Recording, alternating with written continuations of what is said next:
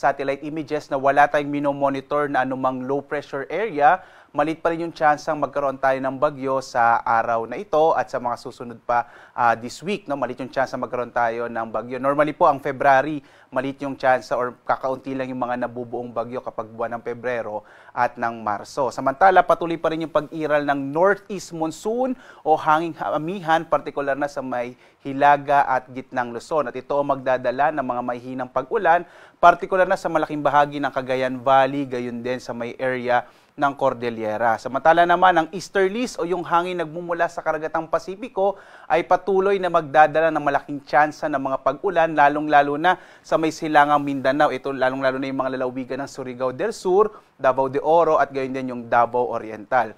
Makikita naman din natin sa ating satellite images, generally malaking bahagi ng ating bansa, lalong-lalo na yung Luzon at Visayas, generally fair weather. Pero ibig sabihin nito, maliit yung tsansa na magkaroon tayo ng mga malawakang mga pag-ulan. Bagamat posible pa rin yung mga isolated rain showers and thunderstorms sa Visayas at Southern Luzon, habang sa malaking bahagi naman ng Luzon, mga isolated light rains o yung mga pag-ambon na dulot ng hanging amihan. Makikita rin natin, inaasahan natin sa mga susunod na araw na lalakas ang northeast monsoon at amihan, gayon din yung easterlies o yung hangin mula sa karagatang Pasipiko. Kaya posible po towards the end of the week, malaki yung chance na maging maulan na naman sa malaking bahagi ng Bicol region, Eastern Visayas at Eastern Mindanao. Pagdating ng araw ng Huwebes, towards the weekend, posible po yung mga katamtaman hanggang sa kumisa malakas ng mga pag-ulan sa may silangang bahagi ng Southern Luzon, Visayas at ng Mindanao. Tumutok po sa mga updates ng Pag-asa tungkol sa potensyal nga na muling pag-iral ng shearline o yung banggaan ng malamig na amihan at mainit na easterlies. At dito nga sa Luzon, makikita natin ang malaking tsansa ng mga maihinang pag-ulan, partikular na sa area ng Cagayan Valley Region, gayon din ang Cordillera, kasama yung Aurora at Quezon, dulot ng pag-iral ng amihan. Sa nalalabing bahagi naman ng Northern Luzon, ito yung Ilocos Region, kasama yung nalalabing bahagi ng Central Luzon, kasama din ang Kamaynilaan at Calabarzon, posible yung mga isolated o mga pulupulong maihinang pag-ulan na dulot din ng amihan. At sa nalalabing bahagi naman ng Southern Luzon, itong Bicol Region at Mimaropa, asahan natin yung mga isolated rain showers and thunderstorms. At narito ang ating inaasa magiging lagay ng temperatura sa Lawag 23 to 30 degrees Celsius, sa Baguio nasa 16 to 22 degrees Celsius, posibleng bumaba pa yan for this month.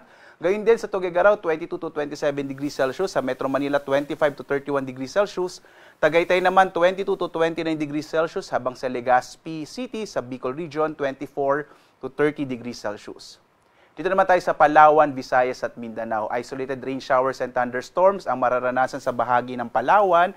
Ang agwat ng temperatura sa Calayan Islands 25 to 31 degrees Celsius. Sa Puerto Princesa naman 24 to 31 degrees Celsius. Malaking bahagi din ng Kabisayan ay makararanas ng generally fair weather na may mga pulupulong pag-ulan, pagkidlat, pagkulog. Ang agwat ng temperatura sa Tacloban 24 to 32 degrees Celsius. Sa Iloilo 23 to 31 degrees Celsius, habang sa Cebu 24 to 30 degrees Celsius. At sa patuloy na pag-iral ng easterlies ay malaki yung tsansa ng mga pag-ulan at mga maulap na kalangitan sa bahagi naman ng silangang Mindanao. Ito yung mga lalawigan ng Surigao del Sur, Davao de Oro at Davao Oriental. Sa mga pag-ulan nito, maaari pa rin magdulot ng mga biglaang pagbaha o flash floods o pagguho ng lupa at landslide. Iba yung pag-ingat po sa mga kababayan natin sa may silangang bahagi ng Mindanao. Ang nalalabing bahagi ng Mindanao ay makararanas naman ng mga isolated rain showers and thunderstorms, kadalasan yan sa hapon hanggang sa gabi. Agwat ng temperatura sa Zamboanga 25 to 33 degrees Celsius, sa Cagayan de Oro 24 to 30 degrees Celsius, habang sa Davao 25 to 30 degrees Celsius. Samantala, may nakataas tayong gale warning ngayon. Ang gale warning po, ito yung babala natin sa malalaking pag-alon ng karagatan sa patuloy pa rin niya na pag-iral ng hanging amihan.